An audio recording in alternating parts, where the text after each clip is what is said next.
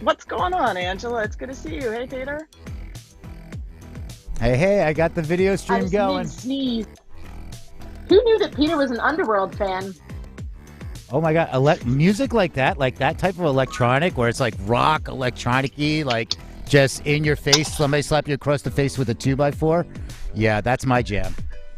I was a Pearls girl. Like I was the only kid that had that CD. Like in my entire high school, I guarantee. I'm talking when Cowgirl wasn't even released on an album yet because we had that first. What? I was doing a multimedia project and I was programming a CD-ROM and they sent us this PSA. It was a drunk driving PSA from Ireland. And I was like, they just only had 45 seconds of the track. And I had to write to call the producer. I go, who is this? I listened to the song 1,000 times on repeat just to 45 seconds.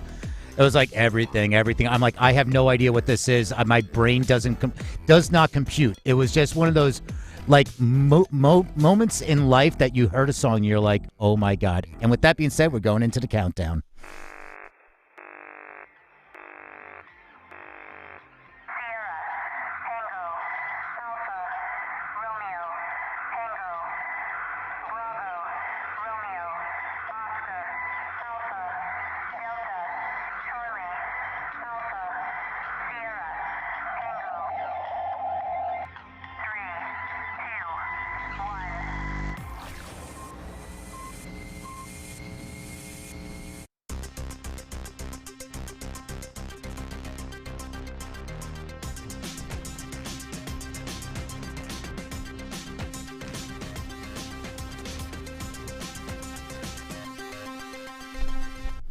And welcome to the Music News Power Hour here on the Music Industry City Broadcast Network. And today we are going to talk about the CDC lifts the masks guidelines, Bitcoin, and NFTs.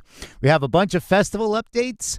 We also have a new Recording Academy CEO. And let's talk about some one-hit wonders. Plus, your daily Spotify updates. It's the weekend review, and let's welcome my co-hosts Eli Window and Angela Randall. How are you doing? Good to see ya. Good Friday.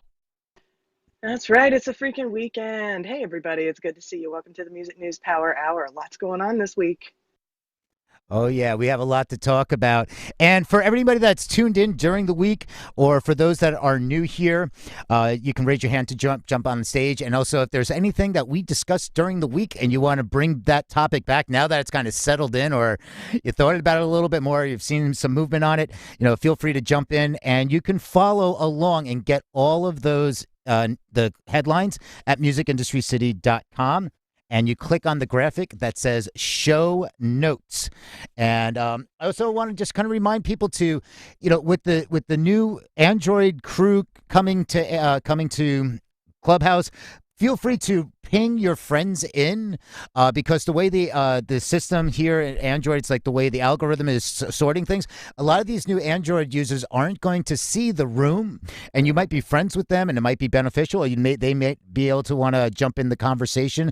So please feel free to invite your friends in because we want to make this like the Friday. We do this every day, but the weekend review, it's going to be more of an industry roundtable. And with that being said, let's kick it over to Eli, who is going to start off with this day in history. Eli. This day in history, a lot going on today. Welcome to all of our viewers on stream and to everybody in the Clubhouse room. And let's jump right in. Today, we remember the death of Frank Sinatra from this day, 1998. American singer and actor Frank Sinatra died at the Cedars-Sinai Medical Center, Los Angeles, aged 82, after suffering a heart attack in memory. Also this day, in 2015, we lost blues singer, songwriter, and guitarist B.B. King, who died in his sleep, aged 89, from a series of small strokes caused by type 2 diabetes. And also on this day, in 2019, we lost American guitarist, singer, and songwriter Mike Wilhelm, who died aged 77. He was best known as a founding member of the influential Bay Area band, The Charlatans, in memory. Moving on, birthdays today. Born this day, 1936, American singer-songwriter Bobby Darin. Born this day, 1943, Scottish musician, singer, and songwriter Jack Bruce, who was a member of the Graham Bond Organization, John Mayall's Blues Breakers, Manfred Mann, and Cream. Born this day, 1952, Scottish-American musician David Byrne, who was the founding member of the American New Wave band Talking Heads. All right. Born this day, 1962, CC DeVille, lead guitarist from American rock band Poison. Born this day, 1963, Fabrice Morvan, singer from German R&B duo Milli Vanilli. Born this day, 1971, Danny Wood from American boy band New Kids on the Block. Happy birthday. Born this day, 1979, Dan Auerbach, American guitarist and vocalist for the Black Keys. Happy birthday. And happy birthday today, from 1996, born this day, Dutch DJ and record producer Martin Garrix. This day in history, May 14th, 1977, during a UK tour, Talking Heads played a gig at the Rock Garden in London where Brian Eno was in the audience. He saw the band and then went on to produce them. It's meant to be serendipity. On this day, 2003, lawyers for Britney Spears and the Skechers footwear company settled a dispute over a deal for the pop star to market a line of roller skates and accessories. Spears had filed a $1.5 million breach of agreement lawsuit against Skechers in December, claiming the company failed to pay her adequately. Skechers had responded with a $10 million lawsuit accusing Spears of fraud and breach of the 3-year licensing agreement she signed in January 2002. On this day, 2004, Phil Spector was arrested after getting into a scuffle with his chauffeur at his California mansion.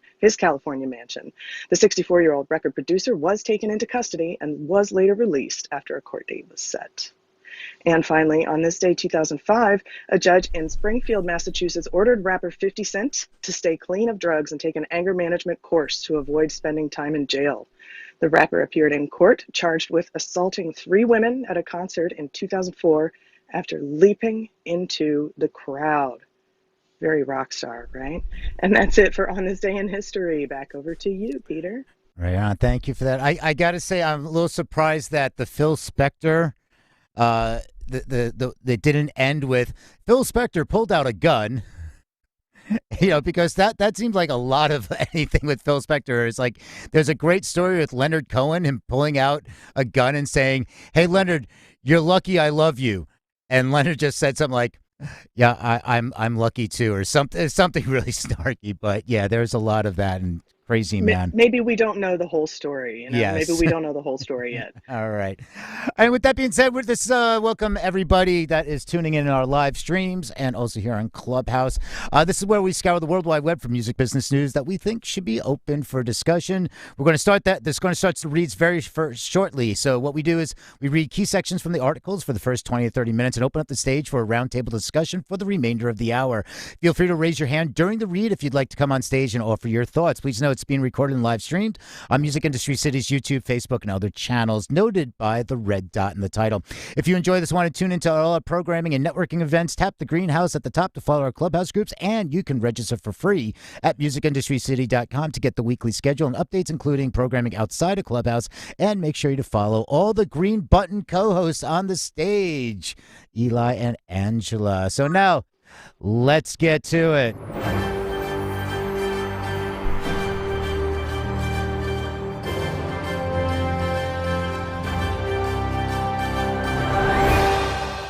All right, and this first one is coming from a journal of musicthings.com. And if you want to follow all the articles that we covered and all the headlines throughout the week, you can go to musicindustrycity.com and you can just click on the graphic that says show notes. And we have a lot of information there, including our playlists, the Spotify monthly playlist that we put together in our morning room that just occurred. And there's some amazing shout outs, some artists, and then Martina curates that. We published the update on Monday, and then Wednesday in our Wednesday newsletter we send out Martina's pick and a whole bunch of other things. So follow along with, and if there's anything that you wanted to talk about, feel free to raise your hand. All right. This is what are the highest earning one-hit wonders. So this was just a fun, interesting article.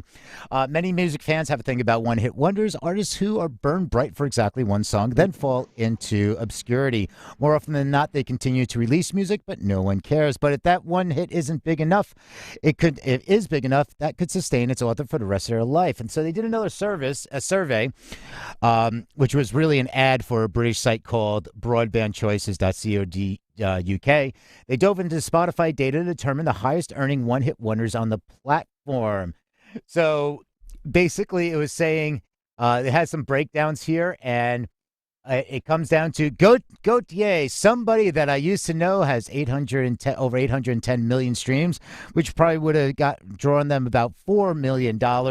Then Cooking on Three Burners by this girl, Steelers Wheel, Stuck in the Middle with You, but Dexy Midnight Runners, Come On Eileen, Four Non Blondes, What's Up, and it goes on. And of course, Mambo number 5 did break the top 10. And it's always great to see Soft Cell's Tainted Love coming at number 15. So it was really just a fun little article. It's Friday, so we have a little lightheartedness to it instead of some of that heavy news. But let's get into talking about some more live music. This is in Billboard and Live Nation to open a 5,000 cap venue in Houston.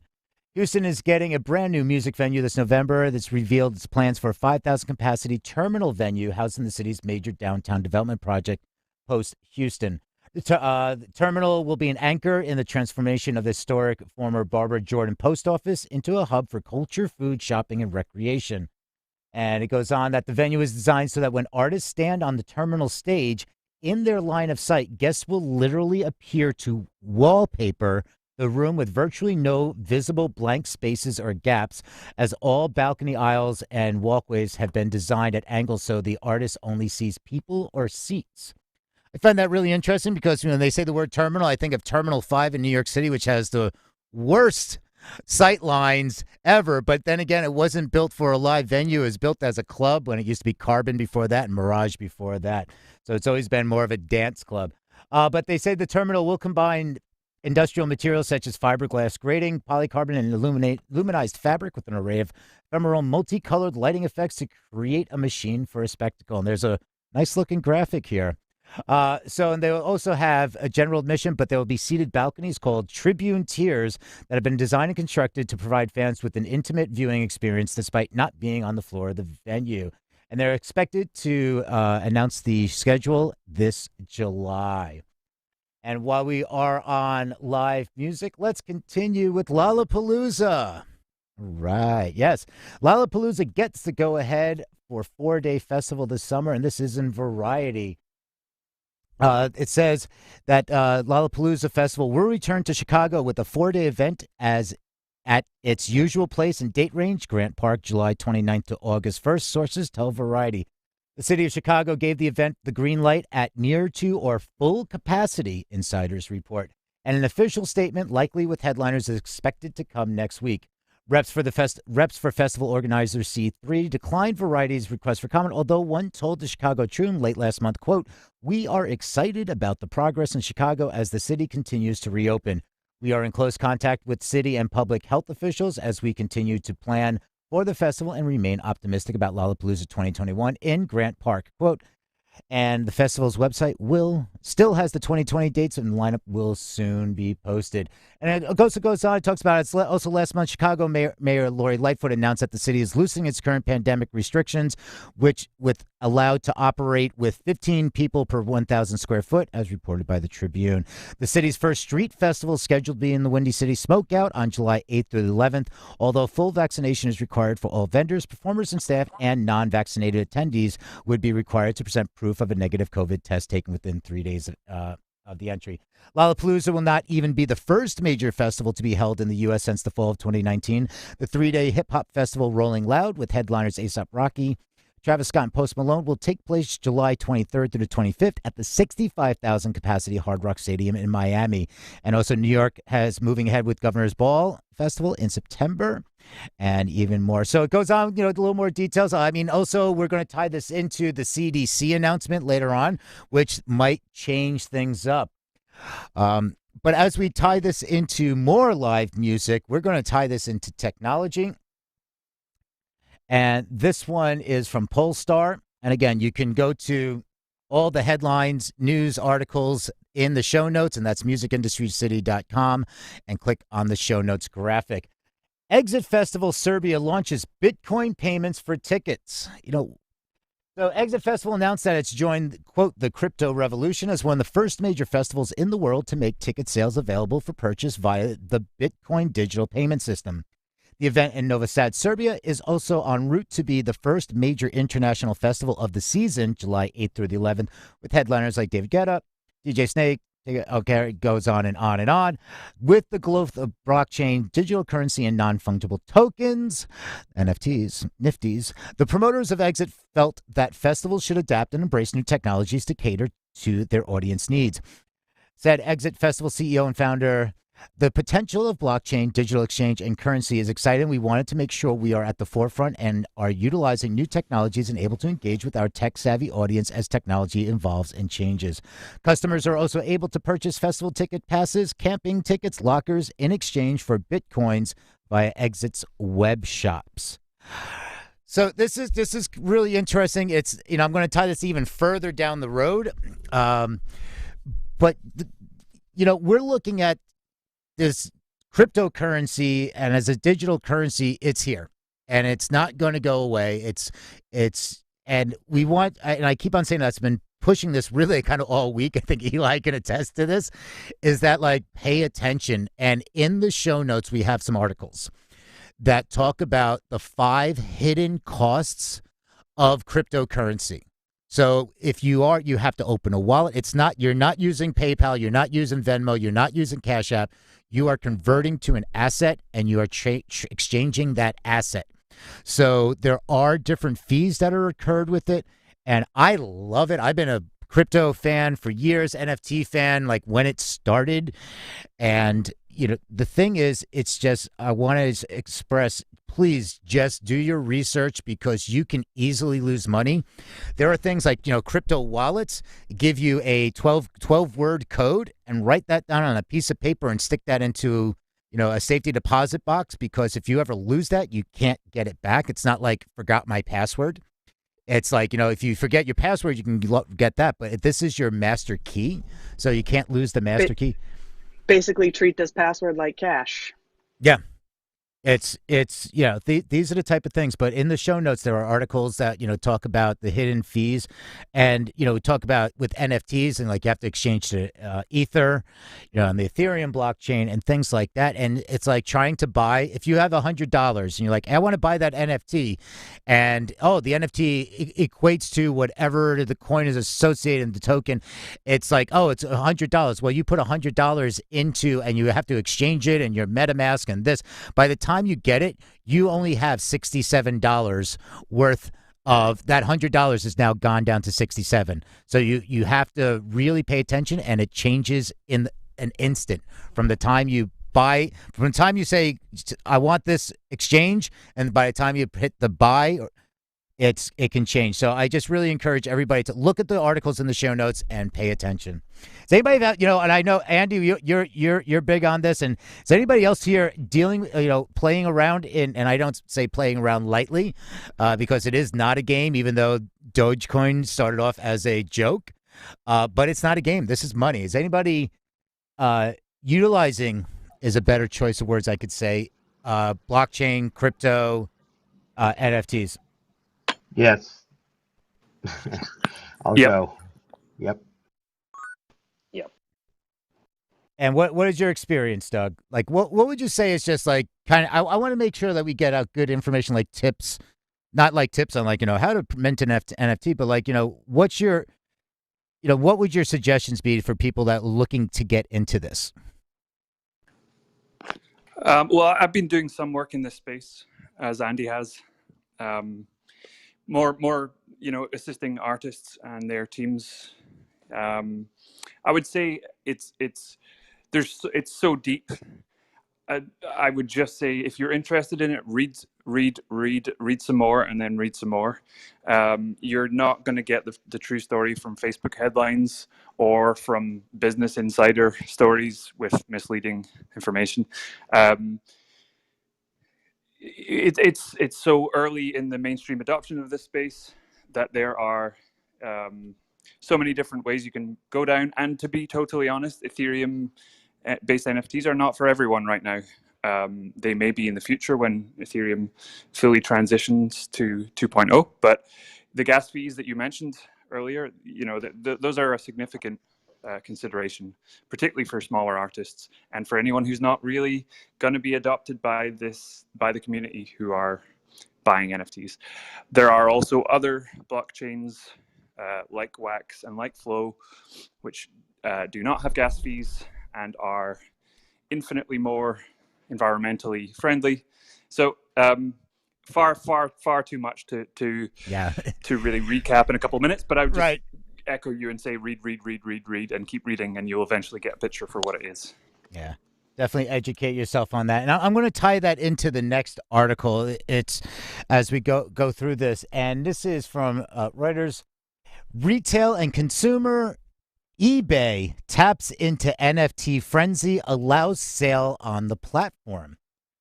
So eBay on Tuesday allowed the sale of non-fungible tokens for digital collectibles like trading cards, images, or video clips on its platform, the first e-commerce company to tap into the recent frenzy around NFTs. All right, so of course they do a little brief explanation about what NFTs are.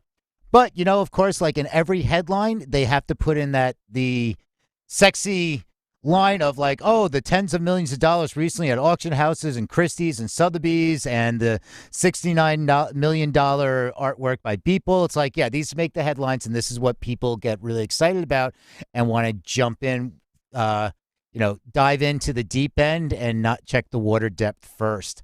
So, but they're saying like, you know, the incoming months, eBay will add new capabilities that bring blockchain-driven collectibles to our platform, says Jordan Sweetman, Senior Vice President, General Manager for eBay's North American market. The announcement comes after eBay said last week it was open to the possibility of accepting cryptocurrency as a form of payment in the future and was looking ways to get NFTs on the platform. So, again, this is things to pay attention to. And because it's here and, you know, it's going to take a long time. But the fact that you can, you know, buy tickets and you can buy tickets and merch and bundles and everything with NFTs and with crypto, it's something to really look out for. And I'm going to wrap this up with an article on Artist Rights Watch, and it's the performer payments for NFTs. And it's a little like an op-ed piece in a sense. Some factual information thrown in there. Well, it's happened again. The internet has spoken. All extra cash is going to be devoted to curing cancer, distributing COVID vaccines, world peace, child health, and oh, no, wait, it's going to be devoted to NFTs and getting rich on the latest bubble. It's bespoke, not woke. So that's from the, that's how it starts off. But with the big takeaway here is, if the copyright being licensed happens to be a motion picture, a television program, or sound recording created by a union signatory under a collective bargaining agreement with the Screen Actors Guild after a basic agreement and may qualify as a, quote, reuse, which requires direct negotiations with any performer whose performance didn't appears in the material being licensed. If it does, and if you don't clear the use, this is the kind of thing that can ruin your whole day. And they have the paragraph 22A of the basic agreement says no part of photography or soundtrack or performer shall be used other than in the picture for which it was employed without separately bargaining with the performer and reaching an agreement regarding such use. The foregoing requirement of separate bargaining hereafter applies to reuse of photography or soundtrack in other pictures, television, theatrical, or other, or the use of any other field or medium. Bargaining shall occur prior to the time such reuse is made, but performer may not agree to such reuse at the time of original employment. The foregoing shall apply only if the performer is recognizable and, as to sons, only if the son is identifiable. So this is, you know, what we also have to start looking at in the music industry side of like copyrights, likeness, artwork, and everything. You know, so it's, you know, there's already things that they're talking about are coming up. And it's something that we really want to pay attention to. If anybody has some quick final thoughts, or I could table this until the back end, the second half of this for the roundtable.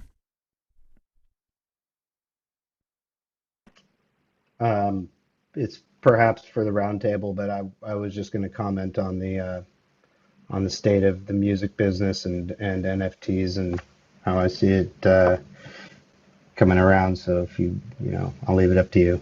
Right. Yeah. Let's bring it up. Let's bring it up to the roundtable then, because I have a few more articles, and we also have some people want to bring up from during the week some other articles. So this one is in Billboard.com. Recording Academy names Harvey Mason Jr. President and CEO.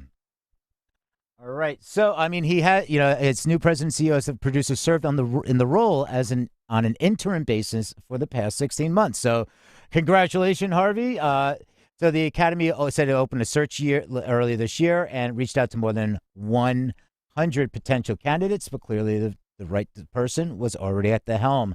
All right, so they continues, and he talks about like the changes and what they were doing is the academy under Mason Jr. The academy has undergone dramatic changes since it officially terminated former President CEO Deborah Dugan on March 2nd, 2020, after she had been placed on administrative leave 6 weeks earlier. She and the Recording Academy are in arbitration over her dismissal, and Mason has been a leading contender for the role during the 2019 job search when Duggan, who only served 5 months, was selected.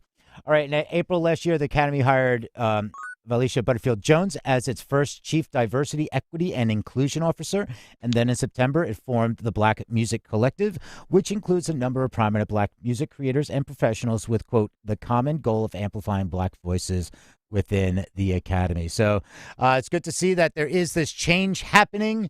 It's overdue for the Academy, and it's been years of griping by people, and rightfully so. So look forward to big changes and everything. So I think it's also time to check in with Eli for the weather. Check in with me for the weather. Okay, we have a local weather update for all of our listeners today, not just in the Clubhouse room. Welcome to all the new Android users on Clubhouse, but also for all of our viewers on stream around the world and around the World Wide Web. Thanks for tuning in. And don't forget, if you are tuning in on Clubhouse, you can ping your friends in by using the plus sign at the bottom of the room. Because of the new Android users on Clubhouse, sometimes the new algorithms don't make all of the rooms visible to all of the folks on Clubhouse. So if any of your friends would find the Music News Power Hour interesting, hit that plus sign and ping your friends into the room. Now let's check in with your weather. The coming weather this weekend brings problem-solving abilities. Answers will be blowing in the wind. Back to you, Peter. All right on. Yeah. So, we have, I love these daily weather updates. And, we're going to have Angela check in from the UK where it's like, and it's going to rain today. Yeah, like every day. Exactly. But that's a good segue into talking about the UK.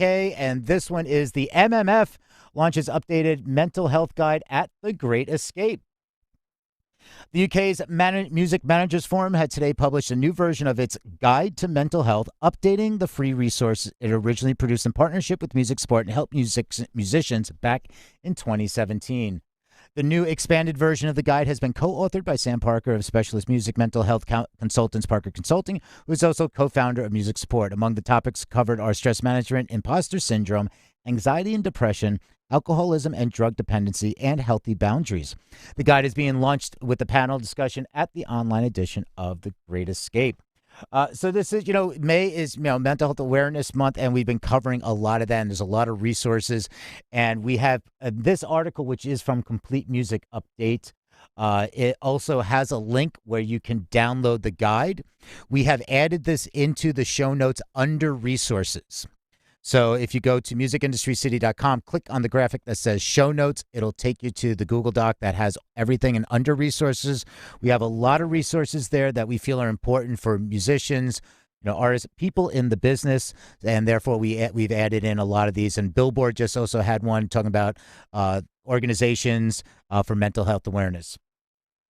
So I'm all for this. And there was also Mind. We talked about Mind. And Angela, if you could.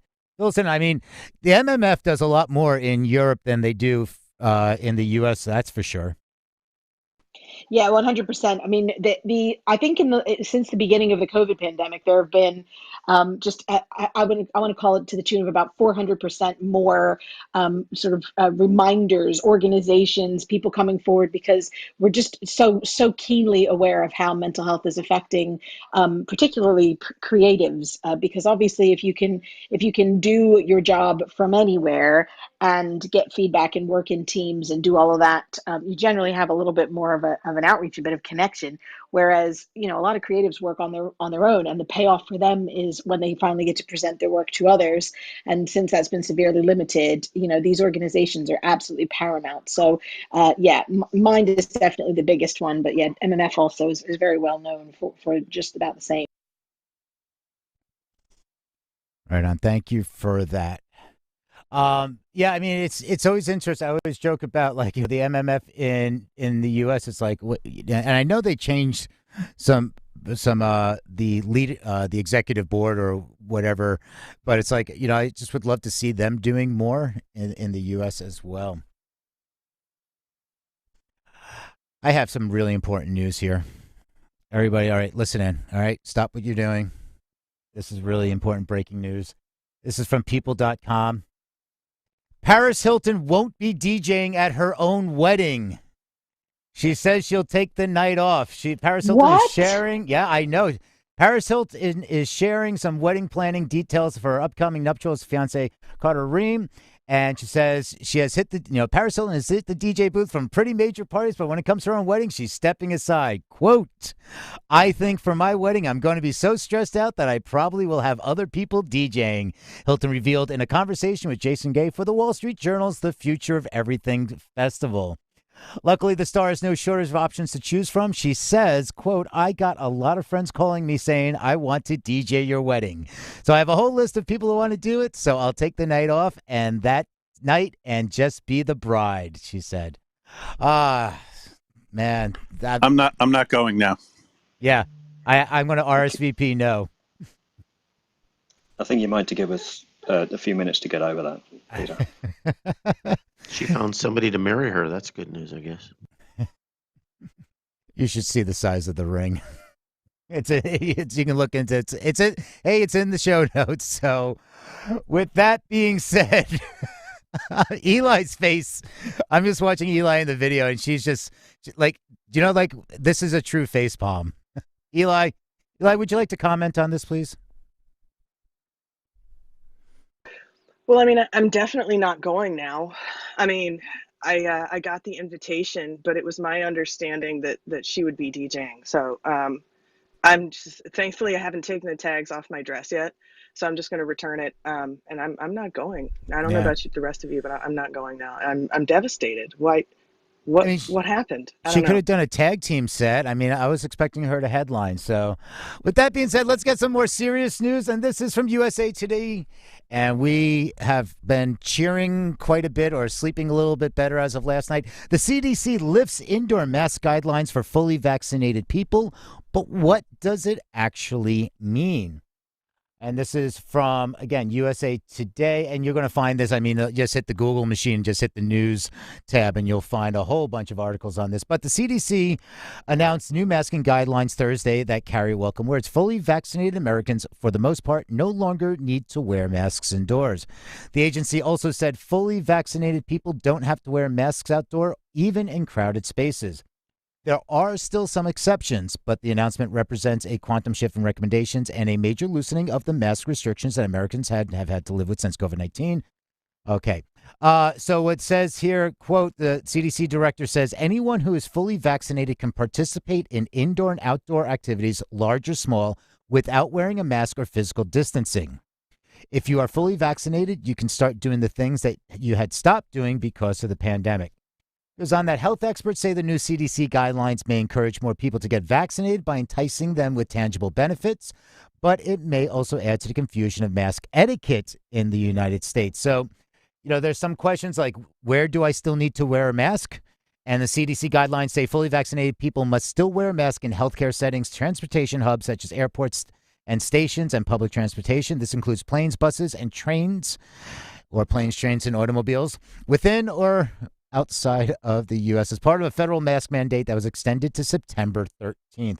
The agency also said fully vaccinated people must wear a mask and socially distance in places required by federal, state, local, tribal, or territorial laws, rules, and regulations, including local business and workspace guidelines.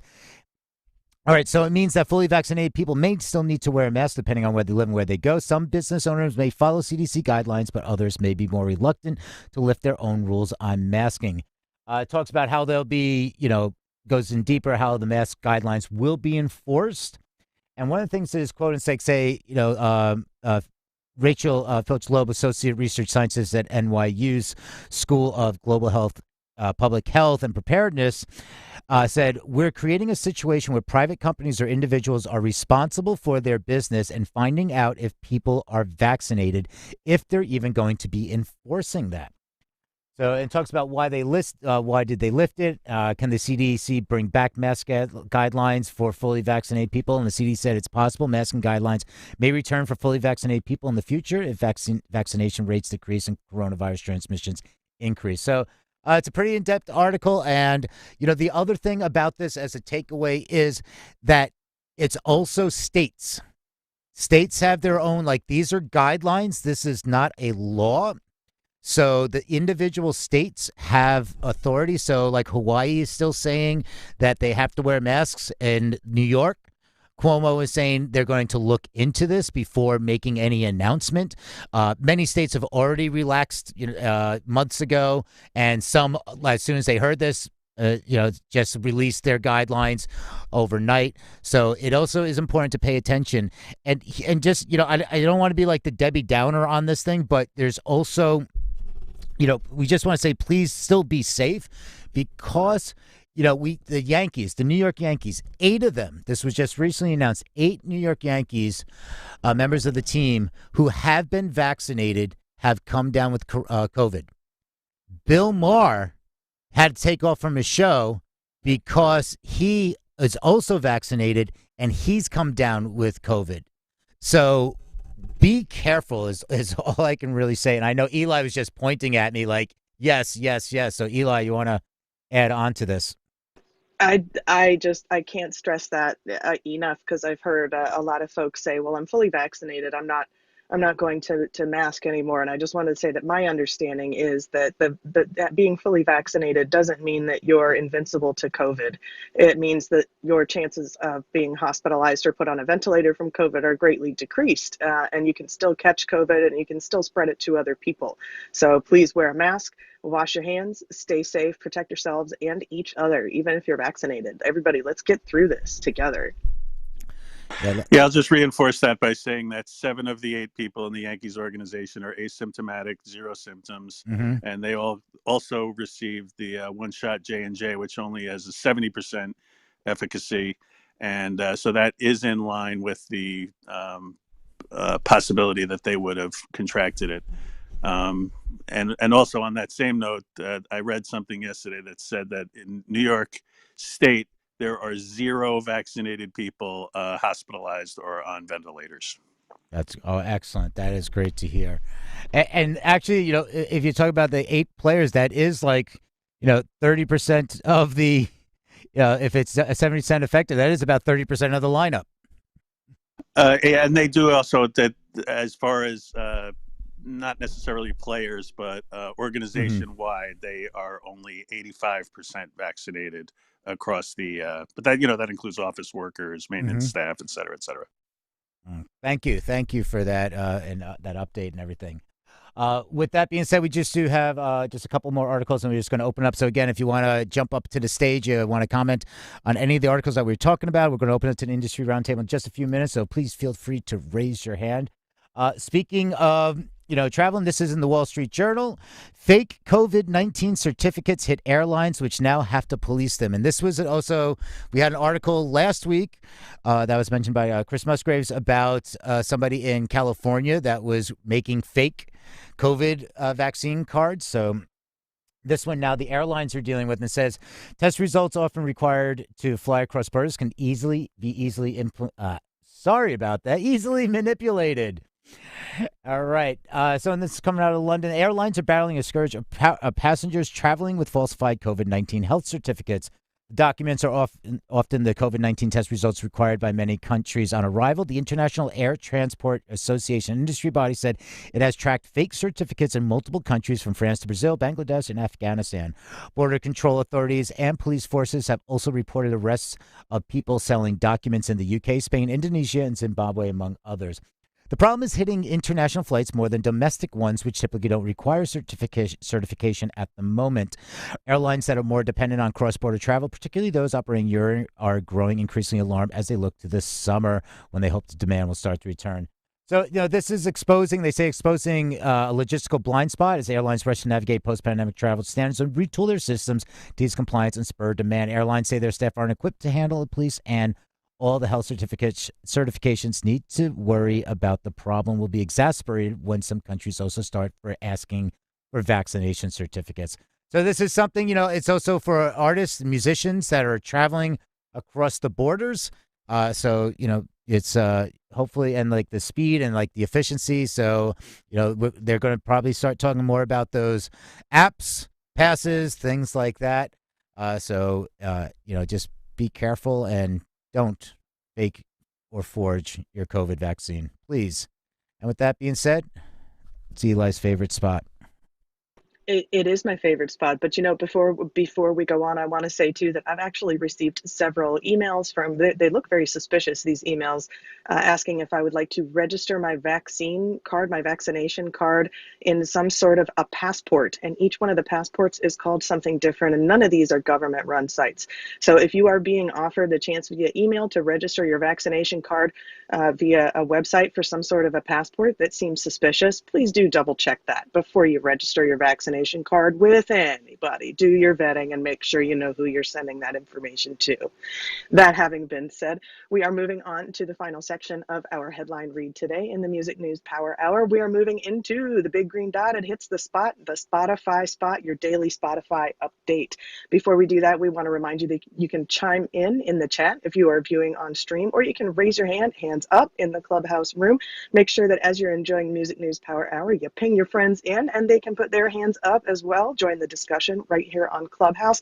Let us know if there's anything that we've missed or anything that you want to discuss further. This is our Friday Week in Review and the Spotify Spot. Over to you, Peter. Right on. The Spotify Spot hits the spot. Yes, so this is from Musical. Talks about the article is Spotify Singles Update, over 630 tracks and 5 billion streams. So Spotify has been working with artists to record 2-track Spotify singles since 2016, and yesterday the company revealed a milestone for the series. The more than 630 tracks released so far have generated more than 5 billion streams. Yes, math fans, that's an average of just over 7.9 million streams each. Although clearly there is a wide range of popularity, House Styles' Girl Crush is in the series' biggest hit with so far 145 million streams. Curious duo of Post Malone and Bob Dylan, the most covered artists in the initiative, which tends to get artists to re-record one of their own tracks and then cover one of their favorites by another musician. The stats are a reminder how the notion of exclusivity in music streaming has shifted since the days when some tracks and albums were only available on one DSP. Now, the wider catalog is available everywhere, but the individual services focus on live sessions and video content as their exclusive material. And it's a note, if you go back, the Spotify singles in 2018 had 1 billion. That's when they surpassed 1 billion streams. And now we are up to 5 billion. And I've listened to some. I don't know if anybody else has listened to some, but it's great. Like they redo one of their songs and a cover song, so it's really interesting to see. And what the selections are. And I think it was a lot of them did a really good job. And that is it for the news reads. We are going into the industry roundtable, and this is where you get to just shout out whatever it is. If there's a topic that we discussed today, you want to say, let's dive in deeper. I have some thoughts on that. Or if there was something during the week that we cover and you say, hey, I've thought about that a little more and I got something to say. Or, and that's the third or, if there is something we missed and you want to talk about. So I'm going to pass that over to Eli and Angela first. I just want to get something off my chest about that One Hit Wonders piece that we did. I love Linda Perry, but I will always hate the Four Non-Blondes. What's going on? I mean, seriously, if you want to torture me, strap me to a chair and put that on repeat. And I mean, I am in hell forever. Thank you for letting me share.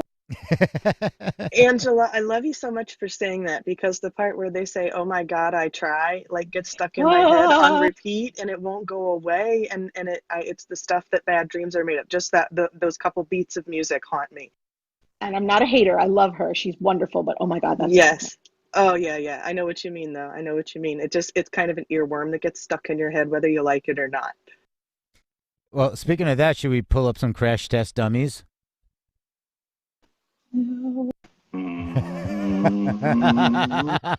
Careful, Andy. Careful. We'll get thrown off of Twitch.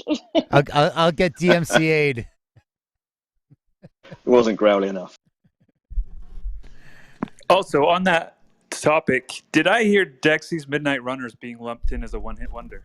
Yes, I take issue with that too, Doug. Yeah, me too. Yeah, I kind of saw that as a territorial thing because there was quite a few there that were actually British, many more hits, but probably not US. I'll give you the top 20 rundown. I'm not going to say the song. I'll just say the artist, because when I say the artist, you'll know the song. So Gautier, Cooking on Three Burners, Steelers Wheel, Dexy Midnight Runners, Four Non Blondes, Top Loader, Lou Bega, Katrina and the Waves, Blue Suede, Eiffel 65, Natalie Imbruglia, I Am Chino, Hadaway, What is Love? Sorry. Daniel Powder, Soft Cell, Eagle Eye Cherry, Salento, Rupert Holmes, I'm going to come back to that, Norman Greenbaum, Wheatus and Rusted Root. And I'm going to tell you here's a little note about Rupert Holmes' Escape, the Pina Colada. If you like pina coladas getting caught in the rain, that was he wrote part of it in my uncle's restaurant in Bridgehampton or East Hampton. It was my uncle owned the chain of the small, owned the Hamptons. It was called O'Malley's. And there's a line in the song, we can meet at a bar called O'Malley's and, talk about whatever it is. I don't remember the next line, but so that's just a little useless piece of useless information. But yeah, so anytime I hear that song, it's like O'Malley's. Whenever people play that song and they make it sound like it's a happy song, especially women, I have to remind them that the premise of the song is basically him putting an ad in the paper to cheat on his wife, and then his wife turns up, and they're all like, "Isn't that amazing? We belong together after all." We were trying to cheat on each other with each other. Waka waka. All right. So how about some news? Anybody want to talk about some news, or we're just Sorry, having I took a fun the tone right down. No. I'm just like, because I know there's some other people that might want to just say, hey, let's talk about those NFTs again or something. But I know it's Friday where it's like, it's a fun Friday. So I just want to make sure it's like, anybody want to talk about the news, or we can just go and talk about music, because I'm good with whatever right now. I'll just interject about the last bit, since I got rickrolled, so I feel like at least I owe it to you guys to partake a little bit of what I've learned, or help you guys to glean some of this information. So I won't talk directly about NFTs, but I will talk about the crypto side of where our customers are at right now, and the news with eBay is very interesting, and I follow all the news about this space, and I do see it as a bridge. The eBay play is a bridge. Obviously, there needs to be a way to onboard consumers to the crypto space. So I do see a lot of companies getting in to a quasi soft minting format, where it's basically removing the NFT layer for the artists. The true background stuff is being done on the server, and there's a closed wallet, which I see as a bridge.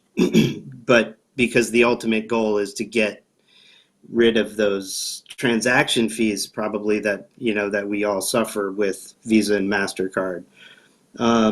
There's going to be some gesticulations in that regard, and you're seeing them with the likes of Elon's proclamations and media stunts.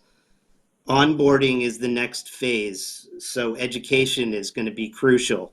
For those of you that are in the space as artist advocates, working for labels or artist band management, now is the time to, and I'm hoping to start a educational content series weekly to mainly get our fans onboarded to a wallet, which could take as little as 30 minutes or as long as 15, but we don't have any, to your point, Peter, there's a lot of pitfalls and pratfalls and ways that people can get taken. So I see the next evolution as a great place for our community to learn about, our community of consumers, our fans, to learn about how to purchase our soon to be released digital goods. Right. So the education is the education on this is so important. I mean, and you never know what's going to happen. I mean, the artists, and I think Eli I'm gonna tip the ball over to you, and I know also Andy can run with this.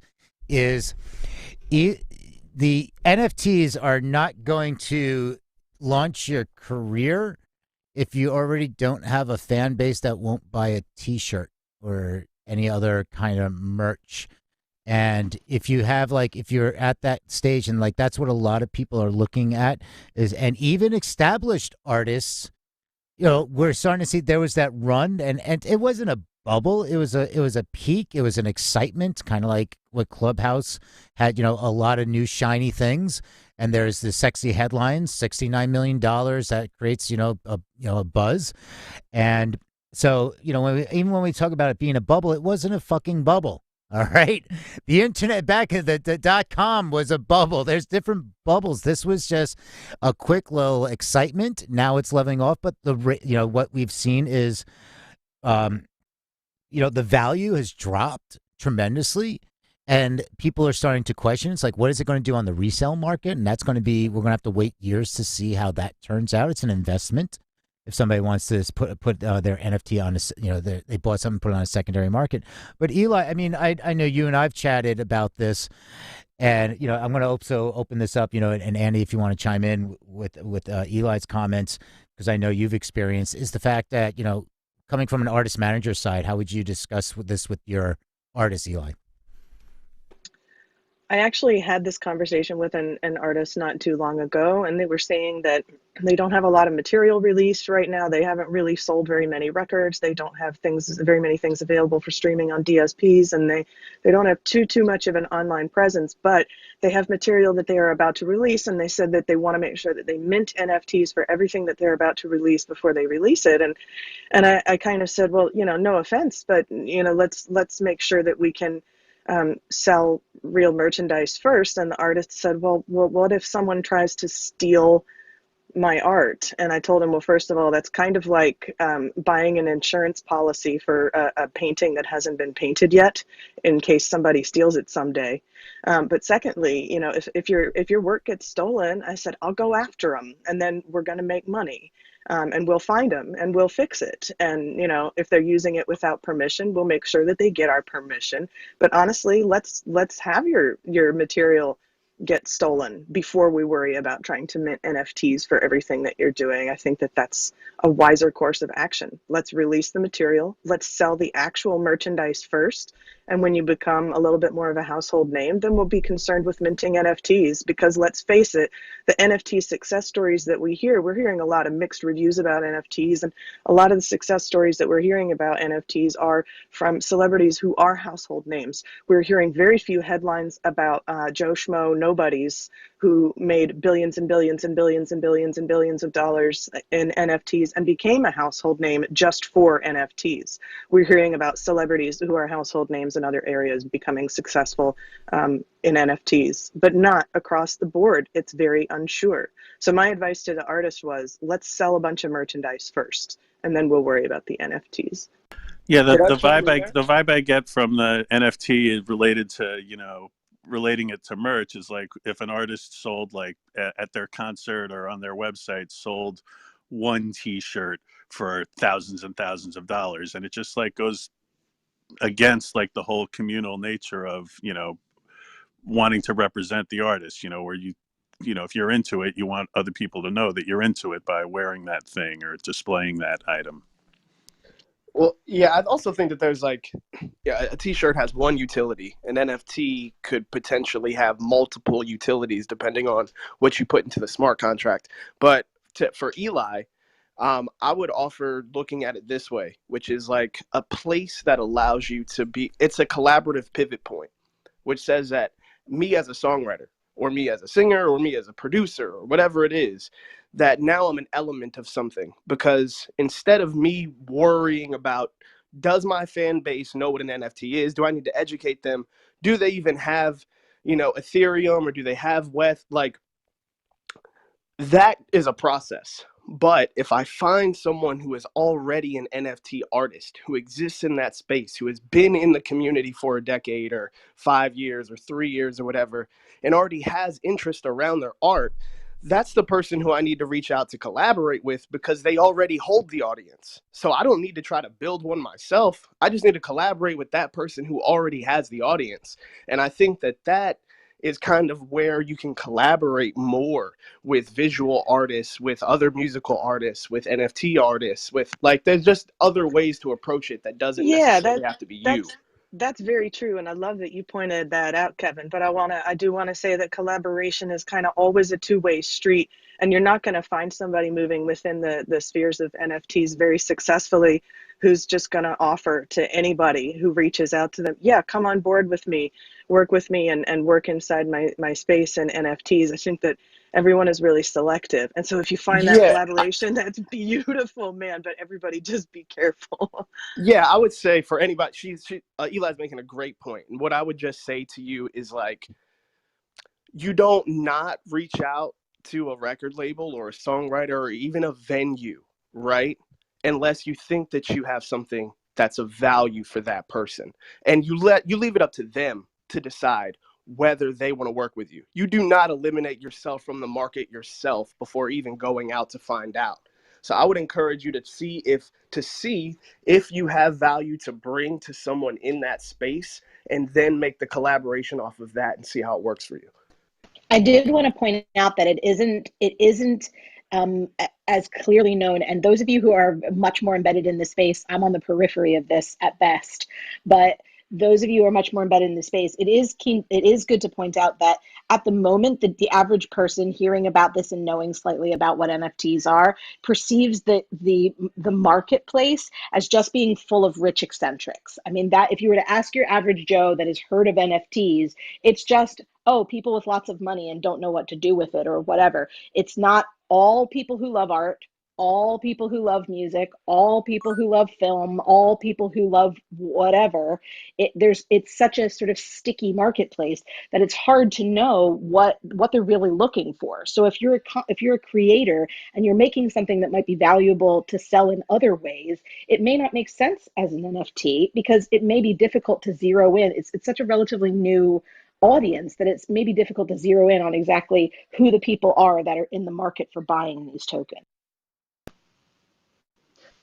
That's a great point, Angela, and I think it actually sort of comes to something I was going to add on to Kevin's point. Is you kind of need to know which audience you're aiming for. Either you're going to be creating art and just putting it out there and seeing where that audience is, but if you're, say, a recording artist who already has an audience, you need to kind of make that decision as to whether you're going to do something that you want your fans to have, and whether those fans are in that space, or whether you want to do something that somebody wants.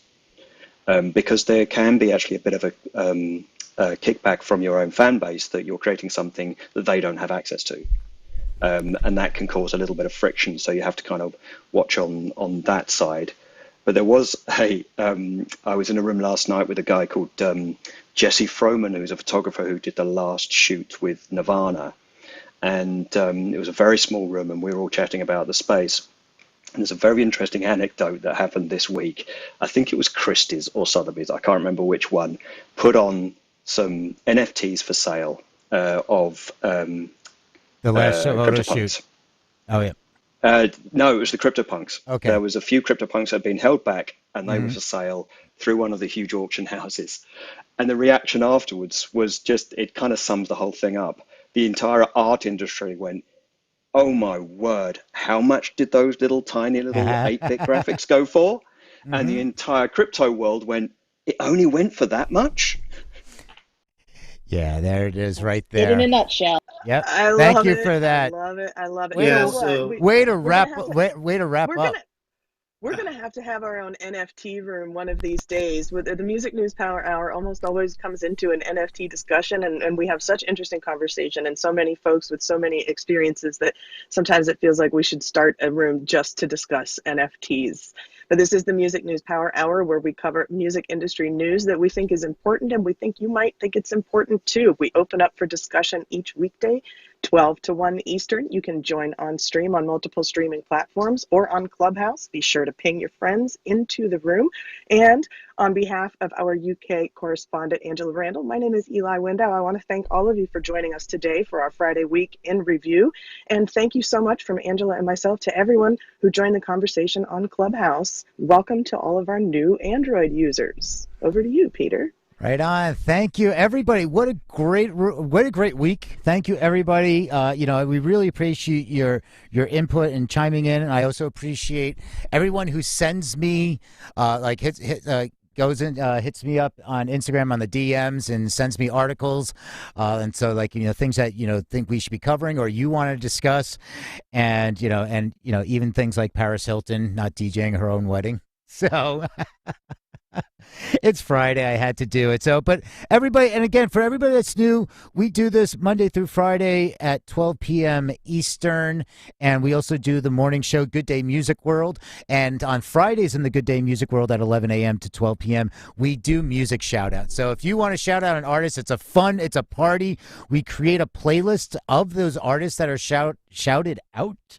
And you can find all of that in the show notes. So if you go to musicindustrycity.com, you can register for free. We also have Martina who curates it. She creates her own pick. We send that out in the weekly emails and all our other programming. So thank you again, Angela, Eli. Everybody give it up for the two of them. This fantastic job. Thank you so much for everything. And thank you to everybody that hangs out. We really appreciate your time. And have an awesome weekend, everybody. We'll see you next time. See you next week. Thanks, everybody. All Thanks, right, cheers. Peter. Thanks, Peter. Thanks, Eli. Angela. Have a good weekend, everyone. Happy weekend, everybody. It's the freaking weekend. I Thanks, hope you have y'all. a great weekend. Yeah, enjoy some sunshine and fresh air. Whoop, whoop.